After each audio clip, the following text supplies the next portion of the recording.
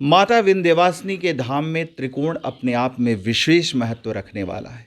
ये धाम देवताओं के लिए भी ललायित रहते हैं, देवता इस धाम में आने के लिए, इस त्रिकोण परिक्रमा करने के लिए। और यहाँ का त्रिकोण अपने आप में विशेष है। विंध्याचल में अगर आप देखेंगे तो 2 त्रिकोण विंध्याचल जी में है, एक सूक्ष्म त्रिकोण और एक बृहद त्रिकोण। और उसके आगे आप देखेंगे तो एक महात्रिकोण भी है और उसके बाद एक बृहद महात्रिकोण है। तो आपको बताता हूँ, विंध्याचल जी के सूक्ष्म त्रिकोण तो माता विंध्यवासिनी के मंदिर प्रांगण में ही अवस्थित है। यहाँ पे 3 त्रिकोण जो है वो कौन सा त्रिकोण है ये पहले जानने की जरूरत है। तो यहाँ का जो त्रिकोण है इच्छा, क्रिया और ज्ञान का त्रिकोण है। और ये धाम इसीलिए विशेष हो जाता है, यहाँ तीनों देवियों की शक्तियाँ विराजती हैं। आप देखें, जो यहाँ की प्रधान अधिष्ठात्री देवी है उसे बिंदु वासिनी कहते हैं।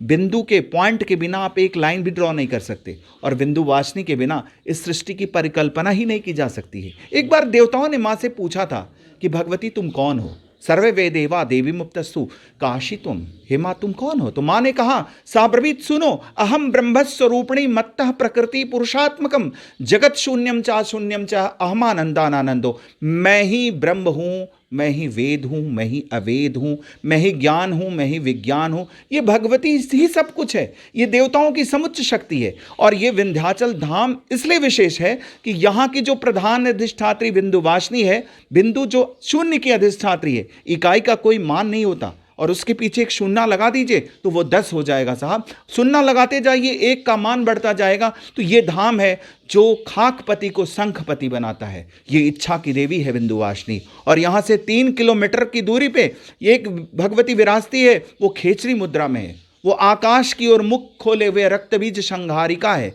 और वो स्थान ऐसा है, दिव्य है, अलौकिक है, जहाँ पे माँ को स्पर्श के साथ भोग नहीं लगाया जाता। वहाँ माँ के मुख में प्रसाद अर्पित किए जाते हैं और भगवती उसे ग्रहण करती है।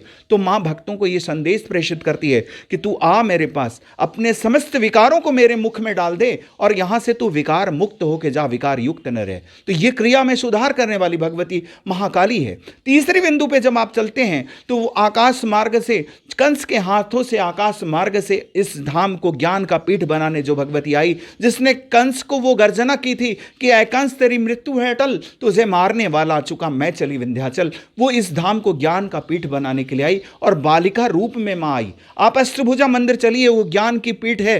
कैसे आप जानेंगे, एक भक्त कैसे जानेगा कि ये ज्ञान का पीठ है, ये ज्ञान की देवी है? तो मंदिर के वास्तु का अवलोकन करिए साहब, वहां मां गुफा में विराजमान है। प्रवेश द्वार से ही आप झुक करके जाते हैं। गुफा की प्राकृतिक बनावट ऐसी है कि आप झुक के जाएंगे और तब तक झुके रहेंगे जब तक कि सामने बालिका रूप में मां है और उसके चरण का आशीर्वाद नहीं प्राप्त करते। जैसे ही चरण का आशीर्वाद प्राप्त करके दाहिने और मुड़ेंगे, अपने आप सीधे खड़े हो जाएंगे। हमें मैसेज मिल गया, ज्ञान प्राप्त करने के लिए व्यक्ति को झुकना पड़ता है। तो आपने देखा, इच्छा की देवी, क्रिया की देवी और ज्ञान की देवी इस धाम में विराजती है। ये इच्छा, क्रिया और ज्ञान का त्रिकोण ही यहाँ का विशेष है, जो असंतुलित मानव जीवन को संतुलन प्रदान करता है। यहाँ सूक्ष्म त्रिकोण माता विंध्यवासिनी देवी के प्रांगण में विद्यमान है। यहाँ भी उसी तरह का त्रिकोण है जो मंदिर प्रांगण है हमारा। यहाँ भी तीनों देवियाँ उसी आकार में विराजती हैं। वहीं महात्रिकोण जो है वो जो है बृहद त्रिकोण, अष्टभुजा काली को और विंध्यवासिनी जो है ये बृहद त्रिकोण है। महात्रिकोण काशी, प्रयाग और विंध्यवासिनी का ये धाम विंध्याचल जी, ये महात्रिकोण है। और बृहद महात्रिकोण केदारेश्वर शिव के तीनों नेत्रों के 3 कोणों पर अवस्थित है। एक कोण पर माँ वैष्णवी विराजती है, दूसरे कोण पे माँ कामरू कामाख्या की देवी विराजती है और तीसरे कोण पे जो है विंध्यवासिनी विराजती है। तो ये बृहद महात्रिकोण है। तो यही त्रिकोण जो है व्यक्ति को उत्कर्ष की ओर ले जाता है। तो इसलिए ये विंध्यवासिनी का धाम अपने आप में विशेष है। यहाँ आकर के भक्त सिद्धि को प्राप्त करते हैं। कहते हैं इस धाम में आकर के भक्त जो है उत्कर्ष की ओर यदि वो जाना चाहता है तो इस धाम में आए। ये धाम विशेष है। कहते हैं विंध्य क्षेत्रे समम क्षेत्रे नास्ति ब्रह्मांड गोलोके, पूरे गोलोक में ऐसा ऊर्जावान स्थान अन्यत्र कहीं नहीं है जो आपको सिद्धियों को देने वाला हो।